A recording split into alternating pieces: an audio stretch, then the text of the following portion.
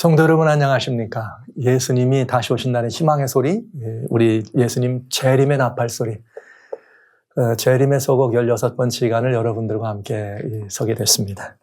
오늘 시간은 여러분들에게 같이 읽는 자는 깨달으라. 이게 마태복음 24장에 나오는 말씀이죠. 예수님이 다시 오신다는 소리과 반도체 전쟁에 관한 이야기를 여러분들에게 좀 같이 나눠드리려고 합니다. 마지막 시대에 대한 예수님의 예비와 이렇게 이 준비라고 하는 그 말씀 속에 여러분 무슨 말씀이 있는가 하면 마태복음 24장 15절에는 선지자 다니엘의 말한 바 멸망에 가증한 것이 거룩한 곳에 선 것을 보거든 읽는 자는 깨달을진저 이렇게 되어 있어요. 지난 두 번의 시간에 걸쳐서 노아의 때와 롯의 때를 여러분들과 같이 말씀을 드렸습니다. 이 성경에는 그 시대의 모습에 대해서는 이 노아와 롯을 말씀해 주셨다면 우리가 꼭 그 시대를 이해하기 위해서 읽고 깨우쳐야 될 이 하나님의 예언의 말씀은 누구를 보여주셨는가 하면 다니엘의 말씀을 우리들에게 보여주셨습니다. 물론 여기 멸망에 가증한 것이 거룩한 곳에 선다고 하는 이 사건은 하나님의 정말 경건한 이 모든 하나님의 신성을 대해내서 우상이 서는 것을 설명하는 것이지만 그거와 같이 또 아주 중요한 위치를 차지하고 있는 이야기가 있기 때문에 오늘은 선지자 다니엘의 이야기를 여러분들과 같이 마태복음 24장에 나오는 예수님의 권면에 따라서 다니엘의 예언을 여러분과 같이 살펴보려고 합니다. 반도체 시대와 예수님 재림 어떤 상관관계가 있는가 하는 이야기입니다. 지난 시간에는 노아와 롯의 때를 여러분과 말씀드리면서 하나님 말씀 베드로후서에는 이 성경의 이야기가 왜 마지막 시대 우리들에게 즉각적으로 꼭 살피라고 말씀하셨고 즉각적으로 우리에게 영향이 있느냐. 베드로후서 2장 5절과 6절엔 이런 말씀을 하셨어요. 옛 세상을 용서치 아니하고 오직 의를 전하는 노아와 그의 7 식구를 보전하시고 경건치 아니한 자들의 세상에 홍수를 내렸다. 이 노아 때예요. 그 다음에 베드로후서 2장 6절에는 이번에 이어서 소돔과 고모라 성을 멸망하기로 정하여 죄가 되게 하사 후세에 경건치 아니한 자들에게 본을 삼으셨다. 그러니까 예수님도 노아의 때를 살펴보고 롯의 때를 살펴보라 그렇게 말씀하신 것이죠. 베드로는 베드로후서 3장에 지난 시간에 잠깐 말씀드렸습니다만 노아의 때와 롯의 때를 이야기하면서 두 가지 아주 중요한 말씀을 했어요. 첫째는 예수님의 재림을 부정하는 시대다. 그때는 강림이죠. 두 번째는 하나님의 창조의 놀라운 주권을 부정했다. 그래서 노아 때는 물로, 롯의 때는 불로. 그런데 마지막 시대는 뭐라 그랬는가?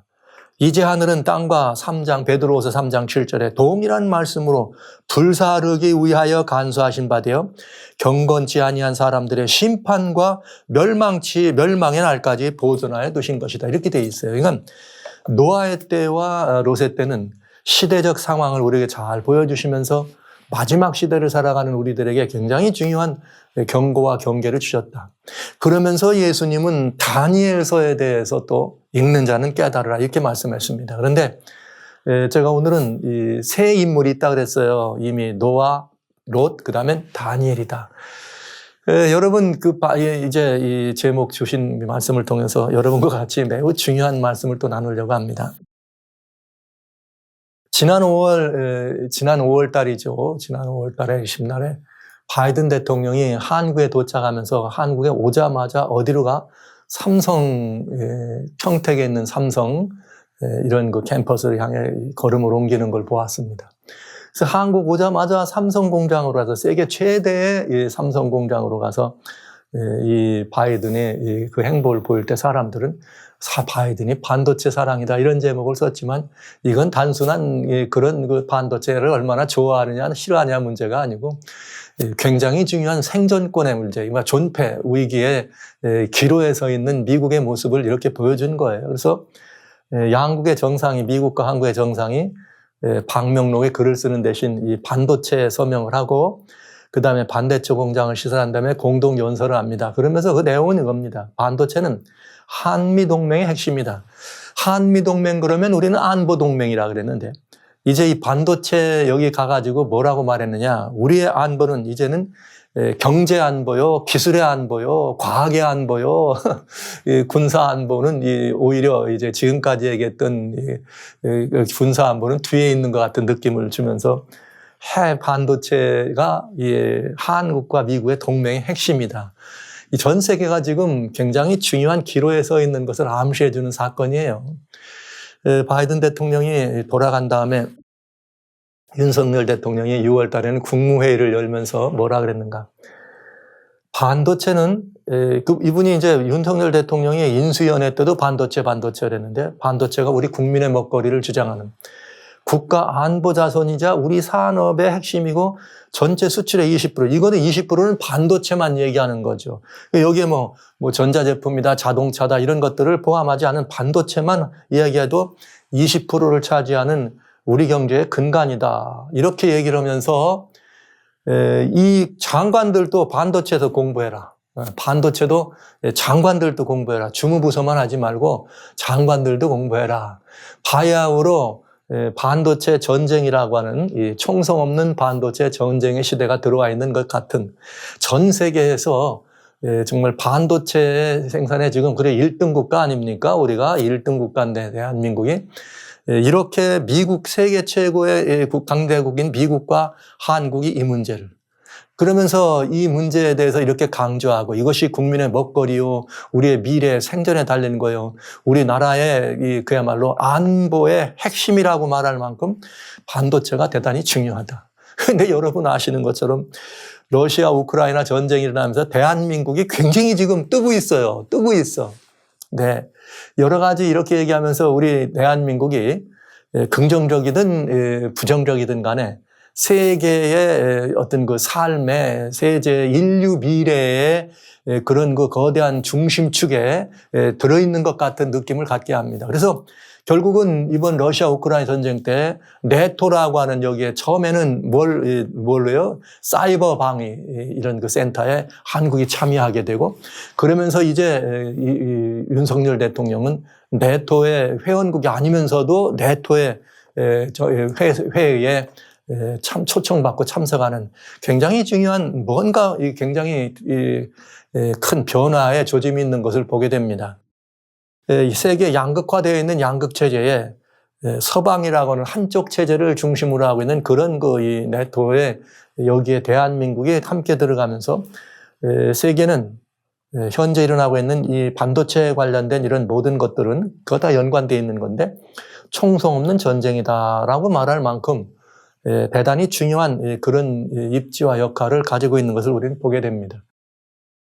그래서 이런 것들이 무엇을 이렇게 보여주는가 하면 우리 이런 것들을 한번 볼 수가 있겠네요. 로마 제국의 세망사라고 하는 글을 쓴 역사가 기본주입니다. 이 기본주가 로마 제국 세망사라고 하는 글을 쓰는데 거기에 무슨 얘기를 했느냐면 이런 말을 했어요. 나라와 왕들을 상징하는 금과 은, 동으로 된 신상의 제국들은 철의 제국 로마에 의하여 연속적으로 무너졌다. 이러면서 당시의 로마 제국이라고 하는 것의 역사를 쓰는 역사가도 그 당시의 시절을 바라보면서 무엇을 인용했느냐? 나라와 왕들을 상징하는 금과 은, 동으로 된 신상이다. 이건 다니엘서에 나오는 이야기입니다. 굉장히 중요한 이야기죠. 다니엘서에 나오는 예언을 인용하고 있다는 거예요. 이건 뭘 말해주느냐? 우리 주님께서 역사의 마지막 시대를 바라보면서 읽는 자는 깨달으라. 뭘 읽는 자? 다니엘서. 그것처럼 보통의 우리의 일반적인 삶에도 이렇게 뭔가를 규명하고 특별히 역사니까 이건 굉장히 중요한 인류 역사, 과거와 현재와 미래를 예단하기도 하고 기록하고 예단하고 현재를 이렇게 돌보는 그런 역사적 안목이 있는 사람들도 그 역사의 한 토막 이런 그 지나간 시절을 바라보면서 성경 얘기를 갖다가 적용할 만큼 다니엘의 얘기는 뭐하다? 중요하다. 이런 것을 볼 수 있습니다. 그런데 왜 제가 오늘 반도체라고 하는 것과 예수 재림이 굉장히 밀접한 관계가 있고 오늘날 이 시대를 바라보면서 총성 없는 전쟁이다. 반도체 전쟁이다. 이런 말을 하는데 성경의 예언인 다니엘이 무슨 여기에 영향이 있길래 왜 다니엘서와 이 관계를 찾아본다고 하는가. 여러분들 궁금하실 거예요. 그러나 여러분 깜짝 놀라운 일이 있을 겁니다. 역사가도 로마 제국 세관명사라고 하는 유명한 역사책입니다. 아주 고대사 중에는 정말 가장 유명한 책이라고 얘기할 수 있죠. 무슨 헤로도토스나 요세푸스와 같은 버금가는 로마 시대 이전 사람이지만 로마 시대 쇠망사를 기록한. 그런데 거기에 이 다니엘서가 이렇게 인용되고 있다는 것은 뭘 말할까? 다니엘서에는 특별히 그 2장에 보면은 거대 제국의 대왕이었던 느부갓네살이라고 하는 임금님이 밤에 잠을 자다가 꿈을 꿉니다. 근데 그 꿈을 잃어버렸다가 그 꿈을 누가 찾아내는가? 다니엘이라고 하는 성경에 나와 있는 정말 걸출한 선지자가 그 꿈을 찾아내죠. 근데 그 꿈이라고 하는 것은 다른 내용이 아니었습니다. 금과 은과 동과 철, 그 다음에 발과 발가락은 철과 진흙으로 되어 있는 신상을 본 것입니다. 바로 역사가 기본주는 이 신상을 얘기한 것이죠. 그런데 그 신상의 얘기 가운데 보면은 금, 은, 동, 철로 되어 있는 나라와 왕들을 상징하는 신상들이 철의 제국에 의해서 깨어졌다 얘기한 것처럼 그 다니엘서의 신상의 예언은 어떤 부분이 있느냐. 이렇게 신상을 금, 은, 동, 철로 되어 있는 신상이 있고 느닷없이 거대한 이 돌이 내려와서 신상을 쳐서 부셔뜨리고 신상은 온데간도 없어지고 큰 뭐가 생기느냐. 이런 그 거대한 이 돌나라가 생기는 것을 보게 되는 것이죠. 그래서 여기 이 신상을 본 이야기였는데 이 이야기는 무슨 이야기였느냐? 사실은 지금으로부터 2600년 전 다니엘의 이 신상을 본 거는 느부갓네살 왕이 위에 있은 지 3년 된 그때 이렇게 된 거니까 다니엘이 포로로 끌려간 다음에 2년이 지난 다음에 이렇게 이 박사가 돼가지고 꿈을 해석한 거니까 야간 기원 전 600년이라고 치면 2600년 전 아닙니까? 2600년 전에 봤던 인류 역사의 대략인데 정말 다니엘 2장은 역사의 대략인가? 그 대략은 이렇습니다. 다니엘 2장 29절에 왕이 침상에 나가서 장래일을 생각할 때에 은밀한 걸 나타내는 이가 왕에게 장래일을 알게 되죠. 예언을 보여줬다는 거죠. 미래의 일들에 대하여. 근데 그 장래일이란 뭐였느냐? 왕은 곧 금머리며죠. 이 신상의 금머리를 사지한 게 다니엘이 있었던 나라 바벨론이라고 하는 나라의 왕이라면 그 다음에는 왕의 후에 왕만 못한 다른 나라가 난다. 금보다는 못한 게 은이죠. 세 번째로는 또 놋 같은 나라가 나타난다. 은보다 못한 게 놋이죠. 이렇게 나타나더라 이런 얘기예요. 그러면서 이 신상에 관한 얘기인데 이것은 아까 역사가 기본주가 말했던 것처럼 나라와 왕들을 상징하는 금, 은, 동, 철로 되어 있는 신상이다. 이 이야기를 다니엘이 한 것입니다. 그러면 기본주가 그런 일을 하기 전에 말하자면 로마가 그런 일을 진행하기 전 역사적으로 약 한 600년 전에 다니엘은 벌써 그런 일을 진행했다, 예언을 해놨다는 얘기를 알 수 있는 것이죠. 그런데 이것은 다니엘서에 들어있는 예언인데 이 다니엘서에 들어있는 예언이 굉장히 중요한 의미가 있다는 거예요. 우리가 무시할 수 없는 중요한 예언입니다. 왜냐? 인류는 역사가 기본주는 금은동철을 갖다가 로마 제국의 쇠망사라 얘기하는 거기에 비유했지만 실제 인류 역사의 발전 단계를 설명할 때 요즘 이 인류 역사의 발전 단계는 무슨 5단계 발전 단계가 있다. 그러면서 이 인간들의 그 삶의 구조적으로 처음에는 무슨 원시 공동 사회에서 노예제도가 있었고 중세 봉건이 있었고 그 다음엔 산업혁명 후에 자본주의가 들어오고 이런 일들을 얘기하면서 5단계를 설명하는 인류 역사의 5단계라고 하는 그런 설명을 하려고 하는 사람들도 있습니다. 그러나 실제 인류 문명의 역사는 그 도구의 사용을 가지고 5단계로 되게 고전적으로 얘기해 왔습니다. 그 5단계는 뭐냐면 절묘하게도 이런 단계예요. 구석기 시대. 구석기 시대라고 하는 거는 돌이나 이런 것들을 쓰되 있는 그대로 쓰면 구석기. 쓰는 돌을 다듬어서 쓰면 신석기. 그러다가 이제 뭐가 발견됩니까? 이 멜팅 포인트, 용융점이 높은 이런 이 금속이 발견되면서 쇳덩어리와 돌을 같이 녹여서 쓰는 이런 금속 병용기 시대가 있었습니다. 그런가 하면 그러다가 금속 병용기 이후에는 무슨 시대가 오는가 하면 청동기 시대가 옵니다. 예.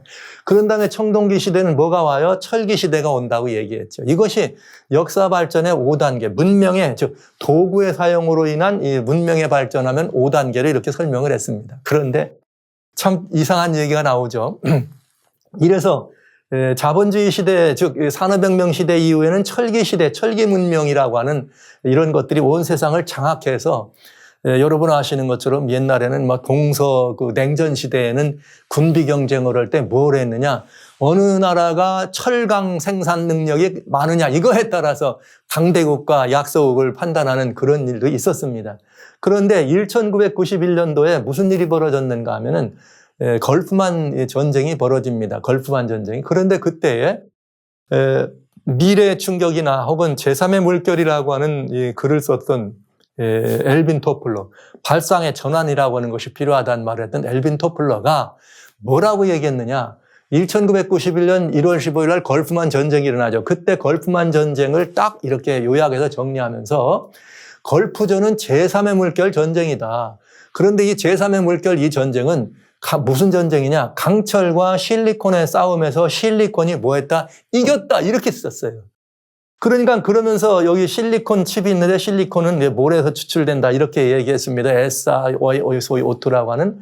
그런데 여러분, 그렇게 되면 강철과 실리콘의 싸움에서 실리콘이 이겼다. 이것이 제3의 물결이 시대가 도래했다. 이렇게 얘기한단 말이에요. 그러니까 철기 시대 이후에 오늘날 이 시대는 무슨 시대냐? 실리콘 시대라고 보면 되겠죠. 도구의 사용이니까 문명이니까 여기다가 반도체 시대, 실리콘 하면 반도체가 돼야 되니까요. 그리고 다시 말하면 실리콘 시대니까 여러분 이건 무슨 시대냐? 오늘 이 말하면 제3의 물결 시대다. 정보통신의 혁명적 이런 그 발전 이 단계를 나가는 실리콘 시대다. 근데 제가 반도체의 중요한 핵심이 어디서 나온다? 실리콘 칩에서 나온다. 그럼 실리콘 칩이 어디서 나온다? 이런 걸 따져보니까 이 실리콘 시대라고 하는 것이 굉장히 의미가 있겠다 싶어서 실리콘 시대. 그런데 다니엘서는 뭐라고 얘기했느냐? 금나라가 있고 은나라가 있고 동나라가 있고 철나라가 있고 그다음에 철과 진흙이 섞여 있는 흙의 시대가 있다 이렇게 말하네요. 와, 이 절묘하지 않아요? 인류는 역사가들이 수천 년을 통해서 이런 것들을 다 미리 이렇게 돌아보면서 역사 속에서 정의했는데 다니엘은 이런 역사가 정의되기도 전에 벌써 이렇게 인류의 역사를 얘기하면서 왕만 못한 다른 나라, 왕만 못한 다른 나라, 동을 쓰는 나라 그러면서 인류가 무엇을 사용하느냐에 따라서 역사가 이렇게 데려갈 것을 이미 지금으로부터 2600년 전에 예언을 했다고 하는 것이요. 이게 놀라운 얘기 아닙니까? 놀라운 얘기 아닙니까? 그런데 마지막 때는 철과 흙이 섞여 있는 시대다 그랬는데 엘빈 토플러는 말하기를 실리콘과 철과 강철과의 싸움에서 실리콘이 이긴 시대다. 그러니까 실리콘 시대라 그랬단 말이에요. 근데 이 흙하고 실리콘하고 무슨 관계가 있나 한번 볼까요? 다니엘이 말하고 있는 철과 진흙이 섞인 발이라 그랬는데 마지막 신상의 마지막을 얘기하는 거예요. 근데 여기 진흙이라 그랬는데 진흙이 뭐냐? 진흙은 그냥 여러분 사전 찾아보면 이렇게 됐어요. 진흙은 이렇게 0.0013mm 이하인 미세한 흙 입자를 말한다. 말하자면 작은 모래와 같은 거 마찬가지로 볼 수 있죠. 암석이 분화된 거니까 모래죠. 이것이 더 바워지면 뭐가 되는 거예요? 입자가 되는데 주로 규소와 알루미늄과 물이 결합하여 점토 광물이 이루어진다. 이 클레이라고 하는 이런 것들은 성경이란 클레이예요. 점토라 그러는데 여기에 가장 많은 게 뭐라고요? 규소라 그랬어요. 규소는 실리콘이 바로 규소입니다. 자, 주기율법 14족에 속하는 3주기에 속하는 원소로 원소 기호는 Si. 이거는 뭐냐면 실리콘이라는데 암석권의 주요 구성 성분으로 그런데 클라쿠스라고 하는 건 뭐냐면 지표를 구성하고 있는 이 원자들의 지표를 구성하고 있는 그 원소들인데 그것들을 이제 뭐가 많이 들어있느냐에 따른 그런 그 분량을 나눈 것입니다. 존재량에. 산소는, 여러분 말하는 것처럼 산소는 이렇게 O2라고 하는 그 산소는 기체죠. 산소에 이어 제2위로 많아 27.6%를 차지하는 게 뭐다? 규소라고 하는 실리콘이다. 이렇게 돼 있네요. 그러니까 클레이라고 말하면은 이것을 무언가의 물질 요소가 되고 구성 요소로 해서 그것을 이 고체로서 요소로 얘기한다면은 클레이는 뭐가 중심이다? 규소가 중심이다. 규소는 뭐다? 실리콘이다. 그러면 여러분 이거 대단히 놀라운 이야기 아닙니까? 그러니까 성경에는 실리콘이라는 말을 안 쓰고 진흙과 철이라 그러는데 오늘날 이 시대는 무슨 시대예요? 실리콘 시대다. 그래서 실리콘은 규소와 산소의 결합, 그래서 SiO2 뭐 이런 식으로 일조하는 중합체를 의미한다. 그러니까 지금 마지막 시대를 다니엘은 진흙의 시대다 그랬는데 오늘날 과학은 인류 미래학자 앨분 토플러의 말을 이미 그는 강철과 실리콘의 싸움에서 실리콘이 이겼다고 얘기하지만 오늘날 이 시대의 형편을 바라보면서 이 시대는 실리콘 시대가 분명하구나. 그러니까 이 실리콘 시대가 분명한데 이 실리콘이 이게 굉장히 중요한 거예요. 이게 IRDS라고 하는 말은 세계적인 앞으로 우리가 가지고 있는 여러 다양한 시스템과 다양한 그런 이 기술 문화가 가져다주는 다양한 그런 이 제도와 이런 것들을 얘기하고 있는 그 IRDS라고 하는데 거기서 무슨 발표를 했느냐 하면서 이제 실리콘에 대해서 자, 세미컨덕터라고 하는 게 바로 반도체예요.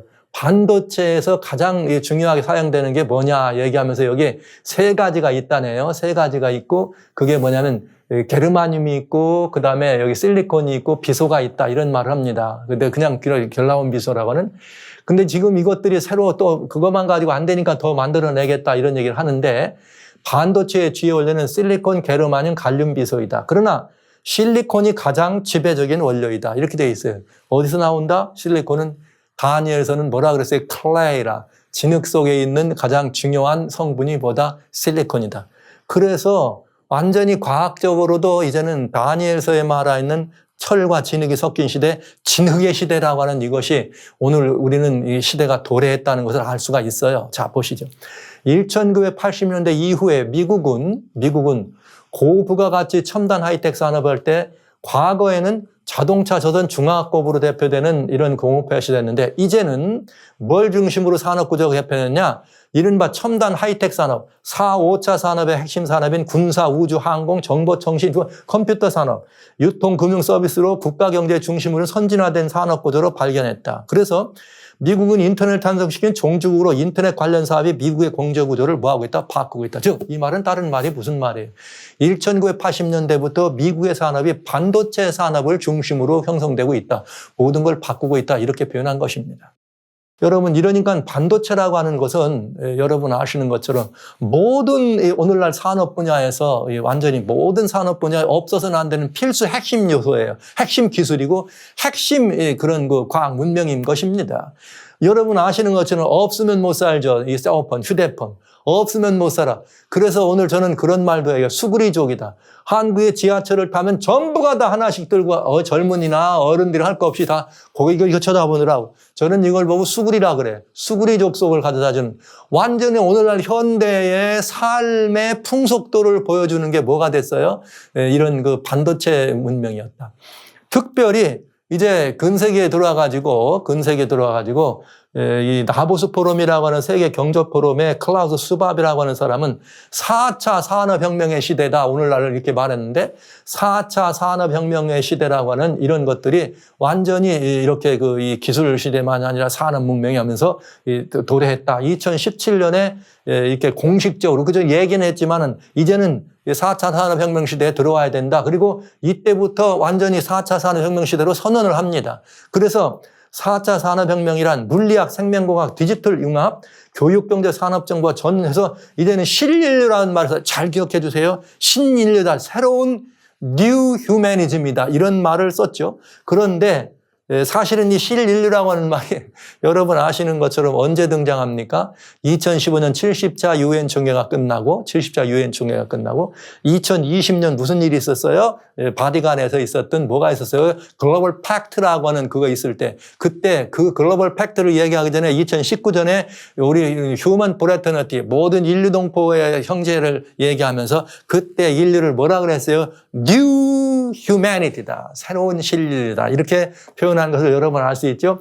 무관하지 않다는 걸 알 수 있어요. 즉 4차 산업혁명의 시대는 디지털 융합이다. 반도체가 없이는 도무지 불가능한 일입니다. 그래서 우주산업, 스페이스X, 우주산업이 완전히 이 세계의 모든 것들을 장악하고 이 온통 이 세계를 마치 뭐로 만들었어요? 이렇게 그냥, 무슨 우리를 도간에 이렇게 든 지처럼 온 우주에 이런 이 산업에 아주 첨단 산업의 기반을 이루는 것 같은 여러분 사용하시는 전화기나 인터넷 이런 게 지금 이 인공위성에서 달려드는 이런 거 아니면 거의 쓸 수가 없을 정도로 이렇게 됐습니다. 이런 일들을 우리들은 지금 보고 있는 시대예요. 그래서 이 온 우주를 완전히 덮어 있는 이것이 다 뭐가 핵심이에요? 반도체가 없으면 이것은 불가능하다. 우주, 항공, 모든 산업에 반도체가 없으면 우리는 불가능하다. 또 소위 말하는 AI 시대, AI 시대라고 하는 건 인공지능의 시대예요. 이미 뉴질랜드에서 이게 지금 아주 예쁜 여자죠. 예쁜 여성인데 이게 누구냐? AI예요, AI. 지금 이렇게 인텔리전트에서 AI, 인공지능. 그러면서 여러분 중국에서는 말이죠. 이렇게 이 천황 이런 거, 텐황 이렇게 해가지고 공항에 도착하면 3초 안에 누군지 식별해낼 수 있는 식별 이런 가능한 이런 것들. 그래서 완전히 그런 것들. 그러다 보니까 사람들은 뭐라 그랬냐? 중국은 완전히 그냥 CD가 뭐로 변해버린다? 감옥으로 변해버렸다. 이 말은 온 인터넷 시스템이나 반도체 산업의 혁명적 변화로 인해서 모든 것들이 다 그런 이 장비들을 통해서 혹은 이렇게 트래킹, 어디에 있느냐, 뭘 하느냐가 다 이렇게 이루어지기 때문에 그런 모든 문제들에 대한 이렇게 이 트래킹이 가능하다. 그래서 감옥과 같다. 근데 실제 이제 요즘 스마트 시티라고 하는 게 유행하죠. 스마트 시티라고 하는 게 뭐냐면 이런 첨단 반도체 산업이 가능하게 한 거죠. 어디에서 누가 어디에 가고 무엇을 먹는지까지 완전히 알아낼 수 있어요. 그런가 하면 이런 스마트 시티가 가는 것은 2020년부터 완전히 이렇게 전 세계에 굉장히 중요한 그래서 무공해 청정도시를 만들어가지고 이 안에서는 모든 것이 다 이렇게 이 4차 산업혁명 시대에 융합된 이런 시대. 그래가지고 우리는 스마트 시대를 만들어낸다. 2020년. 이런 도시가 만들어지는 것까지라도 가능한 일이 됐습니다. 굉장한 일입니다. 그러니까 이게 무슨 말이냐. 실리콘 칩이 중심이 되어 있는 반도체 산업이라고 하는 것은 온통 세계의 경제, 사회, 문화, 제반 분야, 그것이 우주 항공 분야든 아니면 전쟁이든 아니면 사람들의 삶의 분야든 모든 분야에서 다 어떻게 이제는 심지어 스마트 시스템, 우리가 살고 있는 아예 우리 살고 있는 시 자체도 뭐 하라는 거예요. 이런 모든 이런 시스템 안에다가 완전히 시스템 안에다 갇혀서 그러니까 마치 뭐와 같이 감옥과 같은 통제되고 이런 모든 것들이 이루어지는 이런 시대. 그러면 이제 뭐만 남았느냐? 이런 사람들이 그런 통제 사회에 있으면은 뭐만 하면 되는 거예요? 이제 디지털 유통, 통화.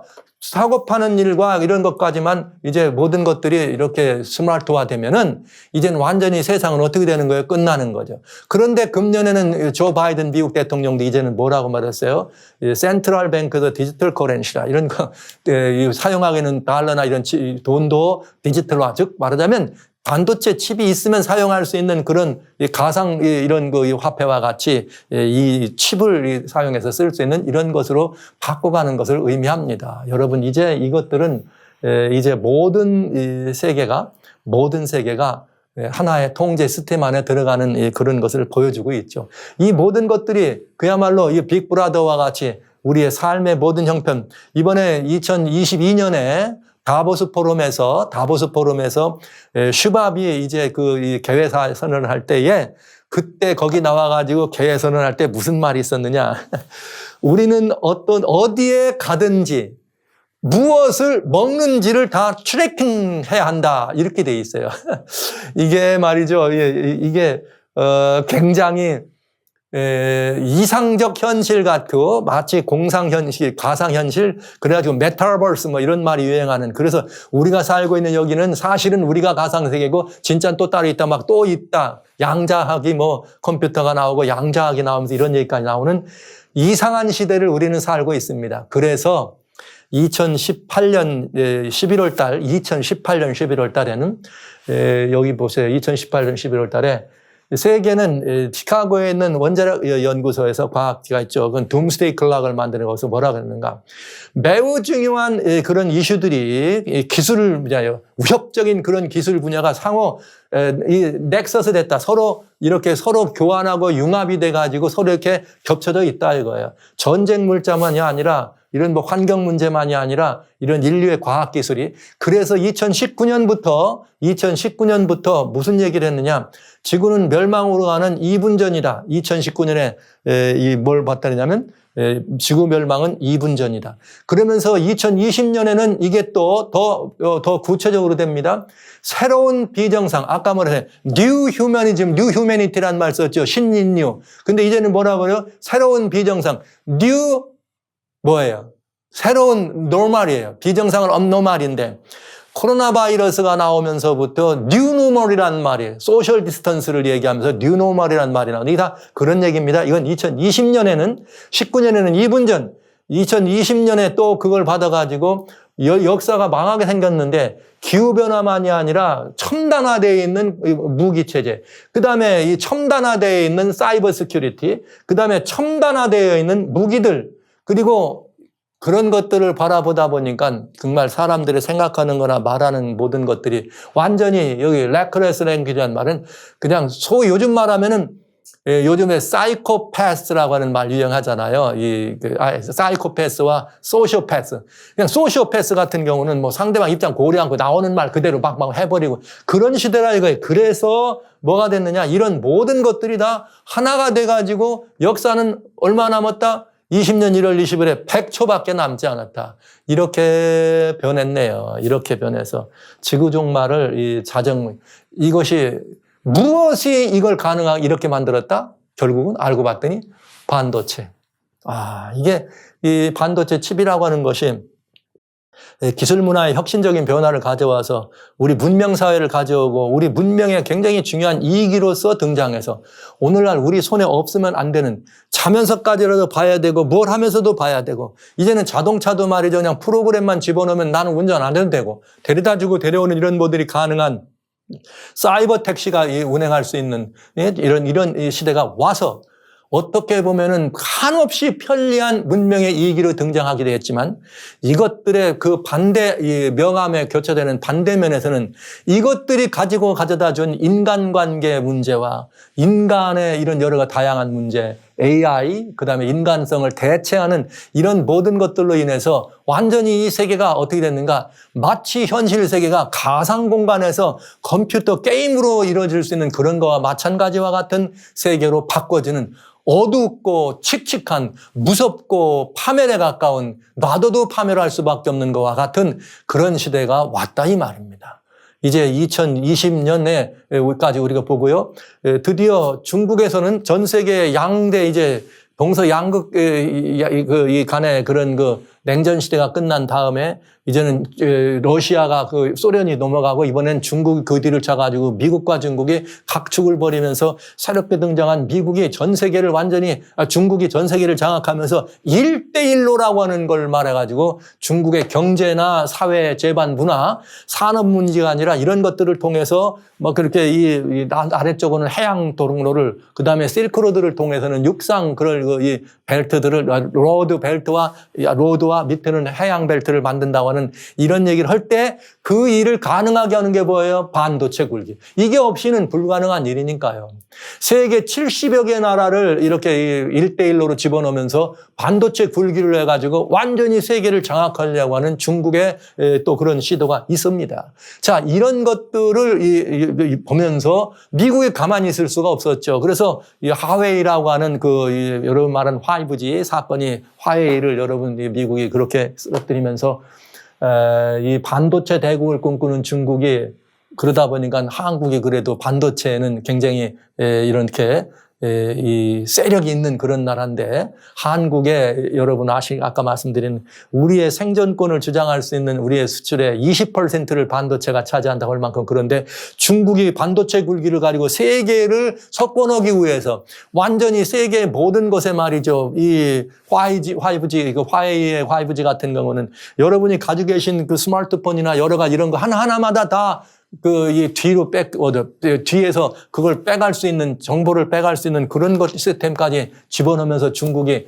이렇게 세계를 대상으로 1대1로 그 다음에 반도체 굴기를 이루기 위해서 애를 쓰기 시작하니까 결국은 미국과 중국 사이에 거대한 이 문제가 벌어지게 됐죠. 그래서 이제 이런 상황 속에서 우리는 뭐가 되는 거예요? 고래 싸움에 새우등 터지나요? 뭐 이런 것들을 보면서 이 한국 과학에서도 이제는 더 이상 인정 볼 수 없기 때문에 우리도 첨단 소재 기술에 대해서 더 박차를 가야 된다. 이게 2020년 얘기예요. 이제 얼마 안 남은, 작년, 재작년.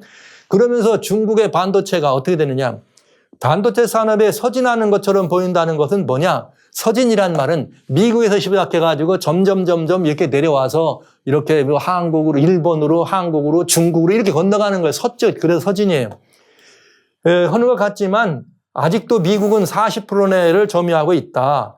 중국의 점유율은 2010년부터 지속적으로 들어와서 2020년대 20% 안팎을 전망하고 있다. 그러니까 중국이 점점 반도체 대국이 된다. 그러니까 이때부터 중국 현지는 뭐예요? 반도체 굴기다 그래가지고 세계를 완전히 이제 이 반도체로 장악하기 위해서 중국 전역이 이제 반도체 생산 공장이나 이런 것들로 채워가는 것을 보게 됩니다. 그래서 반도체 제조 거점이 중국 전국에서 신설 이렇게 되면서 이 반도체 산업의 생태계를 완전히 이렇게 이 중국이 반도체 굴기를 위해서 만들어가는 것을 우리는 보게 된 것이죠. 이러한 차제에 이제 미국이 그냥 있으면 안 되겠죠. 그래가지고 미국에서 완전히 이런 모든 것까지도 규제하는 법을 만들고 반도체에 관한 이게 더 이상 중국의 이런 이 반도체 굴기를 이대로 놔서는 안 되겠다. 그래서 막은 거예요. 그러니까 여러분, 반도체 굴기가 어떻게 되느냐? 아니면 미국이 반도체 산업에서 이렇게 뭘가 이렇게 우위를 점검하는데 단순히 산업 통상에 관한 문제냐? 그렇지 않다. 이건 뭐냐? 그러고 있는 차에 20년에 무슨 일이 벌어져요? 여기 이 코로나 바이러스, 코로나 팬데믹이 벌어지면서 미국과 중국이 또 코로나 때문에 갑축을 벌입니다. 이러면서 생겨난 게 뭐예요? New Normal. 네. 그러면서 이게 이제 도시도 막 락다운되고 이러다 보니까 생산에 차질이 빚고 생산만 차질이 빚은 것이 아니라 수출입에 차질이 빚어 세계 무역 이런 유통에 차질이 생겼어요.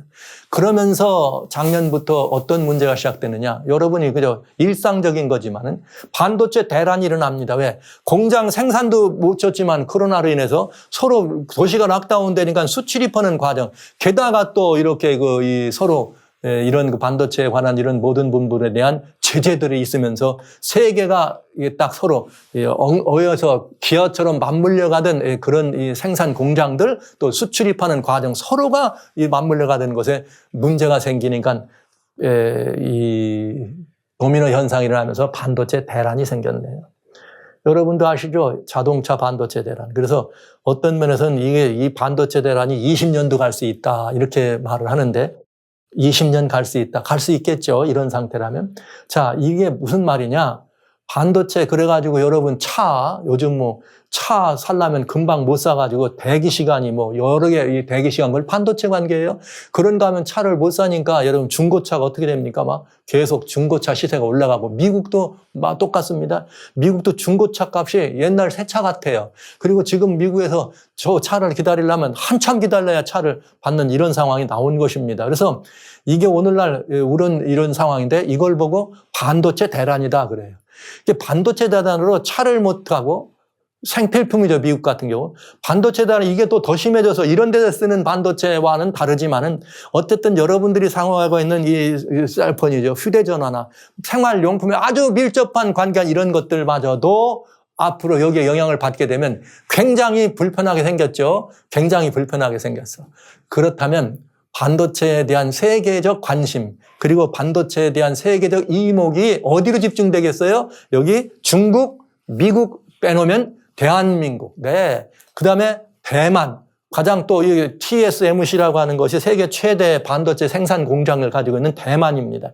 그러니까 TSMC와 삼성 말이죠. 서로 이 경쟁을 하고 각축을 하는 이런 상황에 중국이 자꾸 타이완을 지금 쳐들어가려고 그러니까 여러분 미국은 이제는 어디로 오는 거예요? 대한민국이 이제는 대안이다. 그래서 미국과 한국이 만나면서 무슨 일이 벌어져요? 한국 대통령, 미국 당원 간에 반도체 동맹을 맺는다. 이게 바이든 대통령이 삼성에 들어간 이유입니다. 자, 이것은 무엇을 의미하는가? 이것은 무엇을 의미하는가? 반도체 업계 매출의 세계 1위가 삼성이에요. 한국입니다. 그다음에 2위가 여기 이건 인텔은 미국이죠. 여기 뭐 SK 하이닉스나 이런 것들은 다 한국이에요. 이게 굉장히 중요한 이런 모습을 우리는 보고 있어요. 그래서 이제 지금 2022년 현재 결국은 삼성전자와 인텔의 CEO들이 만나죠. 만나면서 과연 이 반도체가 이렇게 말하자면 동맹이 이루어질 것인가가 세계의 이목의 귀추가 된 것입니다. 중국이라고 하는 한 세력과 미국과 한국이 중심이 된 또 다른 세력. 옛날로 말하면 동서양의 이런 그 각축이 이루어지는데 지금은 철강이 아니라 철강 산업이 아니라 무슨 산업이다? 반도체 산업이다. 이게 잘못되면 전쟁에서도 패배할 수밖에 없고 우주 항공 시대에 말이죠. 이제 이런 시대에 패배할 수 있고 한국이 누리호를 발사하고 말이죠. 이제 말이야 항공 시대에 문을 열어가는데 한국에 참석했는데 여러분 이 모든 것들의 핵심은 반도체의 핵심은 어디에 있다? 그 세미컨덕터의 핵심은 실리콘 칩이다. 실리콘 칩이 무엇이다? 클레이라고 하는 다니엘 2장에 나오고 있는 너무나 놀라운 이 흙의 시대의 전형이다. 그렇다면 여러분 지금은 반도체라고 하는 즉 실리콘 칩이라고 하는 이것이 온 세계의 삶의 문명, 인류의 삶, 그다음에 인류의 문명, 인류의 모든 시스템들을 다 어떻게 하고 있어요? 장악하고 있어요. 사실을 말씀드리자면 아마 중학생도 그 이하의 초등학생들도 아마도 여러분 손에 들려져 있는 셀폰, 휴대폰이 없으면 아마 아무것도 못할 겁니다. 세계가 기능이 마비되고 아마 사람들이 화나서 못 견딜 거예요. 그거 없으면은 이렇게 변해버렸어요. 지금은 그것이 아주 생명처럼 그냥 밥을 먹는 것처럼 안 보면 안 되는 그런 시대를 살아갑니다. 그렇다면 지금 우리는 무슨 시대예요? 결국은 무슨 시대예요? 흙의 문명이 장악하고 있는 그런 시대다. 근데 성경은 말하기를 그 흙의 문명이 장악하고 있는 그런 때 사람의 보신즉 쓰인 돌이 신상의 철과 진흙에 발을 쳐서 부서뜨리며 즉 철과 진흙의 시대에 뭐가 온다? 뜨인 돌이 올 것이다. 역사의 마감을 얘기한 것입니다. 그러니까 다니엘은 우리 이 시대가 전혀 이런 시대가 올 거라는 걸 예측도 하기 전, 즉 2600년 전에 이미 역사의 마지막엔 무슨 시대가 온다? 흙의 시대가 온다. 요즘 말로 말하면 실리콘 시대가 온다는 거죠. 그러니까 실리콘 시대란 말은 1900 여기 50년대, 60년대, 80년대, 이제 2020년 완전히 전 세계를 장악했다. 어디까지? 우리들의 안방. 아닙니다. 우리들의 뭐까지요? 모든 생체의 삶까지. 인간을 새로 창조해내려고 하는 AI라고 하는 이런 시대까지 우리 그런 인간들이 모여 더불어 사는 시티를 스마트 시티라고 하는 그런 데까지 스마트 시티가 더 확장돼 가지고 이 지구촌은 좁다. 그러니 어디까지? 화성까지 가야 된다고 하는 이런 시대. 이 모든 것들이 핵심은 어디에 있다? 반도체 칩에 있다. 실리콘 칩이다. 진흙의 시대다 하는 것입니다, 여러분. 너무나 놀라운 이야기 아닙니까? 다니엘의 예언이 이렇기 때문에 예수님이 읽는 자는 뭐하라 깨달을진저. 그런데 그 다니엘은 뭐라 그랬는가? 신 돌에 철과 진흙이 발을 쳐서 부서뜨릴 때, 즉 철과 진흙이 섞여 있는 때, 즉 흙의 시대가 세상의 모든 것들을 장악해서 그때의 역사는 어떻게 된다? 사람의 손으로 하지 아니한 뜨인 돌이 오겠다. 그러면서 역사는 뭐가 된다? 만났나? 끝난다. 이런 말이죠. 그럼 우리 하나만 알면 되네. 뜨인 돌이 뭘까? 뜨인 돌. 성경은 성경으로 풀어야죠. 베드로전서 2장 4절에 뭐라고 말했는가? 사람에게는 버림받았으나 하나님께는 택하심을 입은 보배로운 산돌이다. 여러분, 뜨인 돌이라고 하는 의미는 뭐냐면, 뜨인 돌이라고 하는 의미는 이런 거예요. 이렇게 공중을 떠다니는 이런 의미만 져서 이게 날라왔으니까 뜨인 돌의 의미도 있지만 그게 뭐냐면 큰 바위가 있어. 이 바위에서 뭐래요? 떼어내야지만 조그만 돌이 될 거 아니에요. 그러니까 그것처럼 떼어낸 돌이라는 말도 된다 이거.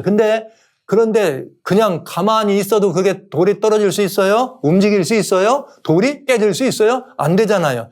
그렇다면 이 돌이 가만히 있는 무생물인데 이게 움직였다는 말은 살아있다는 뜻이죠. 그러니까 뜨인 돌은 산돌이신 예수라고 하는 성경 답입니다. 그래서 예수님은 원래 뭐 했느냐? 반석은 곧 그리스도시라. 그러니까 성경에 나오는 산돌, 성경에 나오는 반석, 모세가 때려가지고 물을 먹은 이 모든 것들은 다 누구를 의미한다? 예수님으로 의미한다. 그렇다면 산돌, 뜨인 돌은 곧 산돌을 말하는 것이요. 뜨인 돌이 신상의 철과 흙으로 이걸 없앤다고 하는 말은 예수님의 뭘 말하는 거예요? 재림을 말하는 거라 이 말이죠. 예수님이 오신다 이 말이에요. 뜨인 돌, 사람의 손으로 하지 않고 우리의 뜻대로 되지 않는다.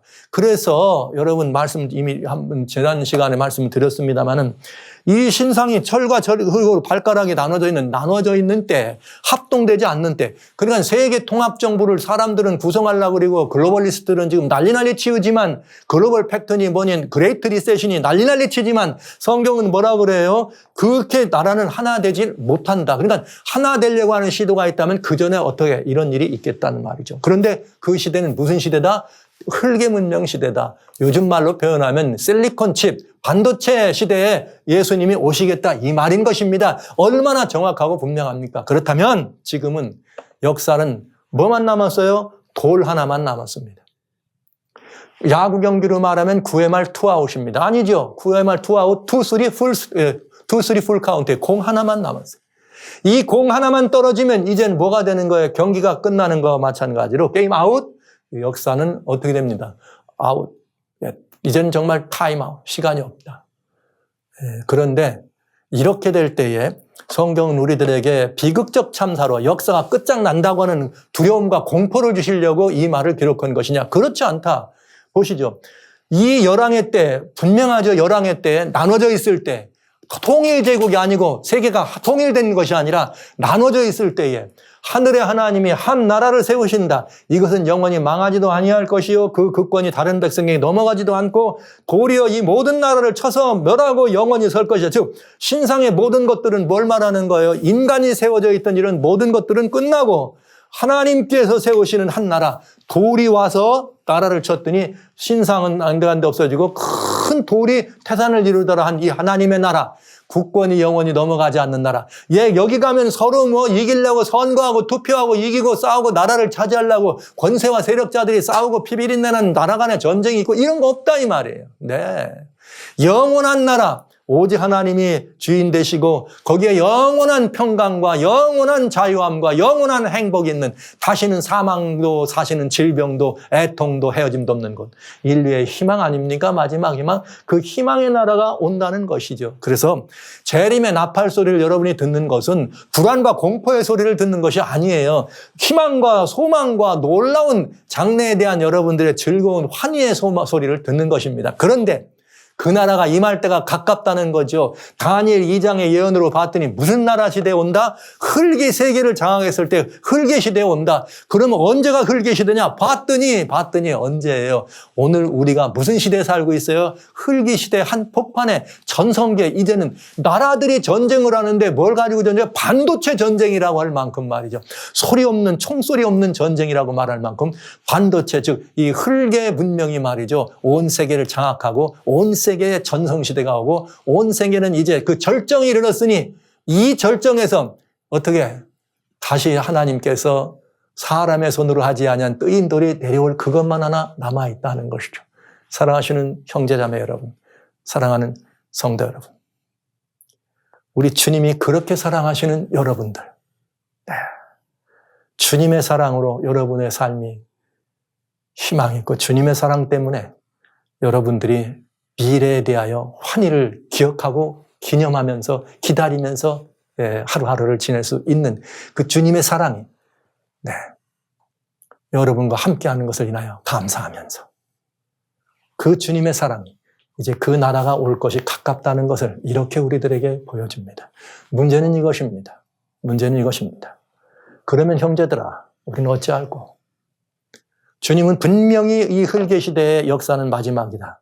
근데 지금 이 시대를 알고 봤더니 대한민국까지, 지구촌에서 그렇게 자그마한 나라, 이 대한민국까지 이 반도체라고 하는 이것 때문에 그저 목숨을 위하고 나라의 대지도자는 이 반도체가 우리의 먹거리다. 이제는 뭐까지 된 거예요? 우리의 먹거리의 중심이다. 우리의 삶의 중심이다. 우리의 인류 미래의 중심이다. 그러니까 모든 건 다 어디에 달렸다? 반도체에 달렸다. 장관들도 공부해라. 이런 정도라면 여러분. 그래서 앞으로 반도체 때문에 먹고 살 거리를 만들기 위해서 학생들도 전부 여기에 교육 투자해라. 이렇다면 모든 사람들의 사고와 모든 사람들의 의식이 그렇게 지나가는 시대라면 여러분 신상의 발이 그렇게 크지 않잖아요. 몸에 비해서. 발은 아주 짧죠. 근데 지금 여러분 보면 우리는 발의 시대가 아니라 발톱 시대를 살고 있는 것 같아요.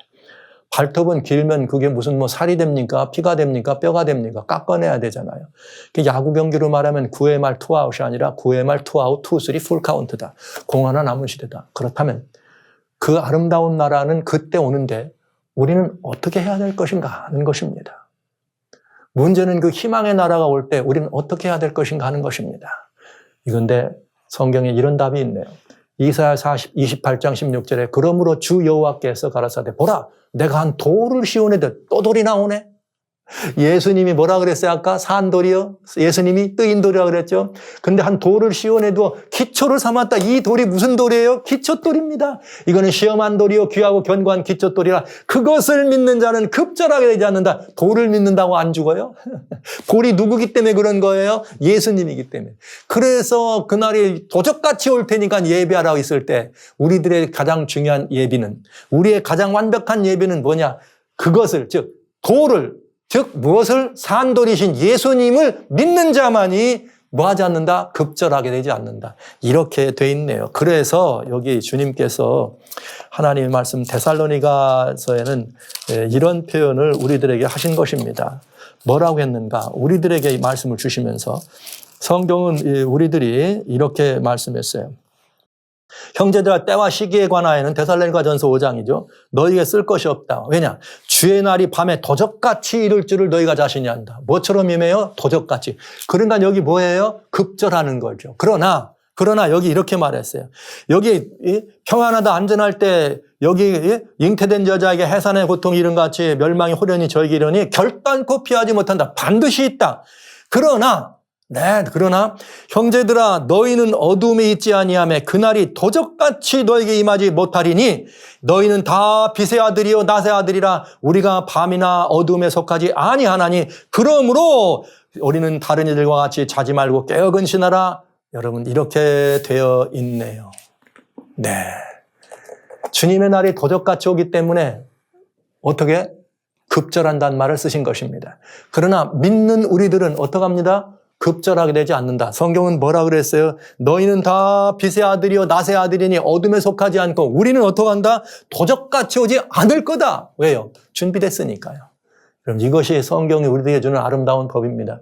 성경에 기록하였으되 베드로전서 2장 6절에 내가 한 택한 보배롭고 기니웠긴 한 모퉁이 돌을 시온에 두노니 저를 믿는 자는 부끄러움을 당치 아니하리라 하였으니 살아계신 성도 여러분 이것이 성경이 오늘날 우리에게 주는 바로 약속입니다.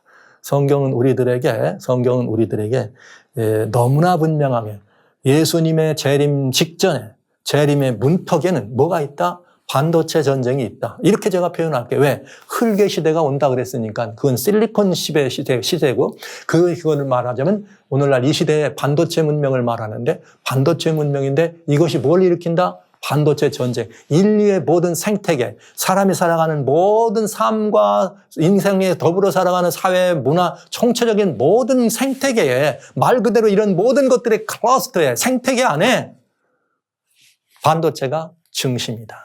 그때 누가 오신다? 예수님이 오신다. 근데 그 예수님이 오시는 것이 중요한 게 아니에요. 그 나라, 돌나라, 예수님의 나라가 세워질 때 그 나라에 뭐가 되는 게 중요해? 시민이 되는 게 중요하죠. 그 나라의 시민이 돼서 그 나라에 오실 때 영원한 그 나라의 주인공이 되는 게 중요하지 않습니까? 그래서 누구든지 그 예수를 그 나라의 주인공 되는 비결은 그 예수님을 믿는 자에게 주어진다. 오로지 믿는 자에게 주어진다고 얘기했습니다. 그러면서 성경은 이렇게 말했네요. 다른 대안은 없습니다. 단언히 말하건대 사도행전 4장 12절에 다른 이로는 구원을 얻을 수 없다. 천하 인간의 구원을 얻을 만한 다른 이름을 우리에게 주신 일이 없다. 그러니까 오늘날 이 땅에서 어떤 유능한 무슨 뭐 종교 지도자가, 정치 지도자가, 경제 지도자가, 과학 지도자가 이런 일을 가져다 준다? 아니다 이 말이에요. 오늘날 그래서 성경에 뭐 나와 있는 여러 가지 어둠의 세력들을 얘기할 때 사람들은 누가 적그리스도냐 이런 얘기를 많이 하지만 인간이나 어떤 곳에도 구원을 얻을 수 있는 이름은 있다 없다? 없다 이것이죠. 오로지 예수 그리스도, 오로지 예수 그리스도. 그러나 그 예수님은 누구든지 그 예수님의 이름을 부르는 자는 뭘 얻는다? 구원을 얻는다고 약속해 주셨습니다. 누구든지. 여러분도 죄는 아닙니다. 예수님밖에는 없습니다. 여러분, 이 예수님이 반도체 산업의 시대, 반도체 혁명의 시대, 이제는 대한민국에서 이번에 바이든 대통령이 그런 일을 하면서 사람들이 반도체가 무엇고 이게 관심이 일어났죠. 이제 이만큼 이것이 전 세계의 전 세계의 중요한 관심이요, 전 세계 이슈요, 핵심 이슈요, 전 세계 인류 미래를 이렇게 좌지우지하는 관건이라는 것을 여러분이 봤다면 인류의 미래는 누가 주장하십니다? 예수 그리스도가 주장하십니다. 그러니까 이런 시대, 반도체 혁명하는 이것은 예수님 재림 직전에 있을 사건이라는 사실 여러분 기억하시면서 이제 우리는 정말 성경의 예언이 2600년 전에 이렇게 명확하게 오늘날 우리를 얘기하고 있어 놀라운 일입니다. 여러분은 그 시대의 놀라운 문제 앞에 있으면서 바로 우리가 지금 예수 그리스도의 재림을 정말 눈앞에 예수님의 재림을 보고 있다는 사실을 여러분은 기억하시는 것입니다. 우리의 사회 인간들, 사람들이 살아가는 삶의 모습이나 영적인 징조만이 아니라 이렇게 인류의 문명을 통해서도 성경은 정확하게 금운동철, 흙이라고 하는 인류의 문명을 통해서도 인류 역사를 주관하시는 하나님의 섭리와 그 손길을 우리들에게 이렇게 여실히 보여준 것을 알 수가 있네요.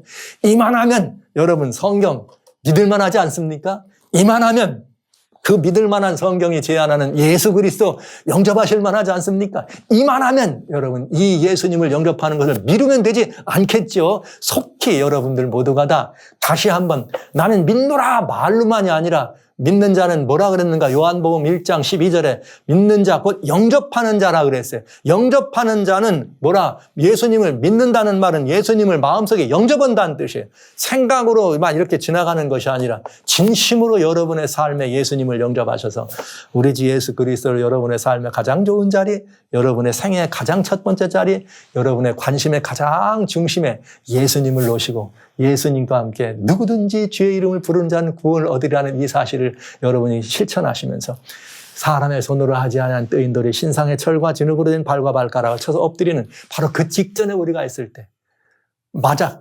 마지막 공 하나 야구에서 9회 말 투아웃이고 이제 2, 3 풀카운트입니다. 경기는 아직 있겠습니다. 그때 공이 날라올 때 그냥 스트라이크 먹어서 질 거냐 아니면 그때 홈런을 때려가지고 이길 거냐. 여러분 예수 그리스도를 여러분의 개인의 구주로 그리 영접해 주시기를 주의 이름으로 축원합니다.